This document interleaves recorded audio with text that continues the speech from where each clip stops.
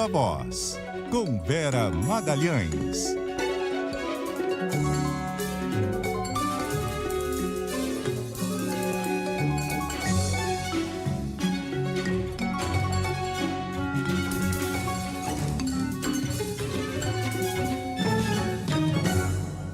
Vera. Oi, Sardenberg, boa tarde para você, para Marcela, para todo mundo que nos ouve e nos assiste. Vera, boa tarde. Vera, hoje nas nossas telas. Obrigado, Vera. Bom, começando aqui por uma pesquisa Atlas, divulgada nesta quarta-feira, hoje. É um agregador de pesquisa, iniciativa do Globo, parceria com o Instituto Locomotiva, mostra empate entre o prefeito de São Paulo, Ricardo Nunes, e o deputado Guilherme Boulos. Mas na terceira posição já aparece o Pablo Marçal. Exato, essa pesquisa do Atlas, ela tinha aí uma configuração um pouco diferente das outras, mostrava o Guilherme Boulos isolado em primeiro lugar, o Nunes isolado em segundo e o Marçal estava bem atrás. Mas nessa rodada que saiu agora já mostra uma situação bem diferente. Todos os candidatos ou oscilam ou caem, com exceção do Pablo Marçal, que tem um crescimento bastante importante ali na pesquisa, e a Tabata, que oscila positivamente.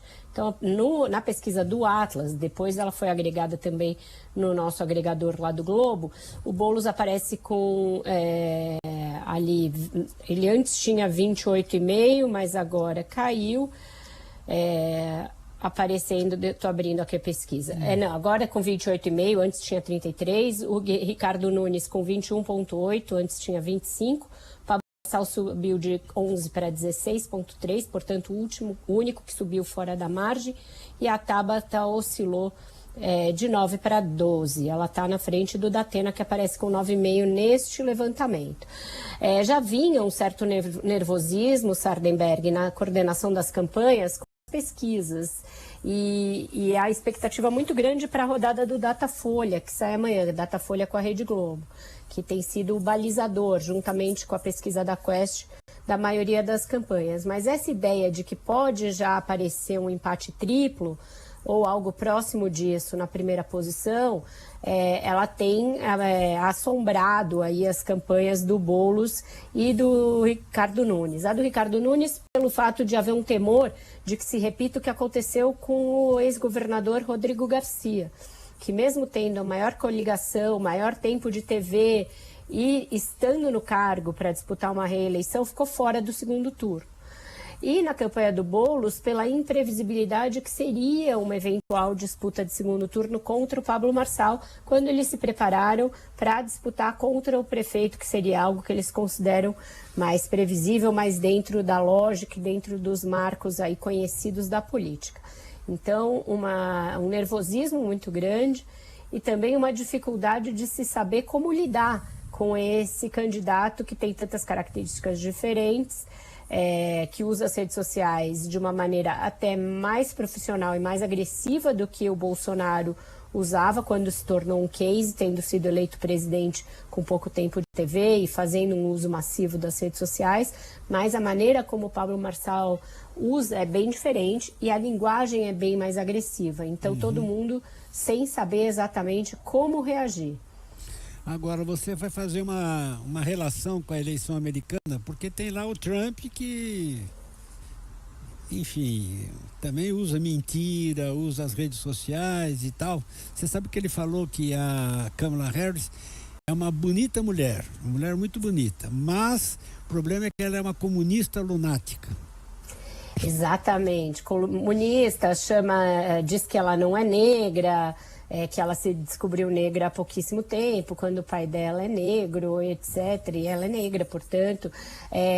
Eu achei, Sardenberg, e aí vai um pouco aqui de análise que eu queria fazer junto com você, que a convenção do Partido Democrata, aliás, tudo que vem acontecendo desde que o Joe Biden tomou a iniciativa inédita de abrir mão de uma candidatura à reeleição sendo o presidente incumbente, talvez apontem para um caminho de como se lidar com fenômenos assim da antipolítica que são tão desconhecidos. Havia um pânico geral no QG democrata com o estado do Biden e o fato dele não estar afiado o suficiente para enfrentar o Trump e que daquele jeito que a carruagem ia, parecia que a derrota era iminente, com todos os riscos que seria a volta do Trump depois do Capitólio, depois de sucessivas condenações, diante de tudo que ele está propondo em termos de migração, diante de tudo que ele está propondo em termos de sectarismo para diversos tipos de segmentos da população, e os democratas resolveram enfrentar. O Biden tomou aquele gesto, eu acho que isso impulsionou o partido de alguma maneira, e o que a gente tem visto nos discursos da convenção, e eu acho que todo estrategista de política brasileiro deveria estudar esses discursos, porque eles não são coisas que saem ali com a emoção, eles são meticulosamente estudados para promover um certo tipo de discurso, eles mostram um caminho. Ou seja, apontar esse tipo de coisa lunática, como você falou, porque a Kamala Harris evidentemente não é uma comunista, e aí teve discursos na convenção tratando desse aspecto, dizendo, olha, comunista líder como Maduro, é líder como o Ortega, e isso feito por uma nicaragüense, uma imigrante nicaragüense que fugiu da ditadura da Nicarágua. Então, portanto, com lastro para fazer, chamando pelo nome o racismo do Donald Trump, dizendo, olha, os black jobs a que ele se referiu talvez seja a presidência da República, como a Michelle Obama fez, falando em teoria da conspiração em alto e bom som, e uma coisa muito importante que a gente está muito longe de conseguir fazer e que, se der certo, é um turning point em termos de política, que é não fugir de assuntos espinhosos. A Convenção Democrata está tratando da questão do aborto e da revisão da jurisprudência de aborto pela Suprema Corte Americana em todos os discursos, como uma plataforma de campanha da Kamala Harris. Ela vem falando em liberdade reprodutiva e deixando claro que isso não é defender o aborto, inclusive trazendo pessoas que são pró-vida e que têm famílias grandes, mas que tiveram de fazer abortos em situação de risco de vida para a mulher ou de estupro de vulneráveis, e desmistificando essa pauta. Portanto, invertendo a discussão sobre liberdade. A liberdade é a liberdade reprodutiva e não essa liberdade que a extrema-direita tenta vender.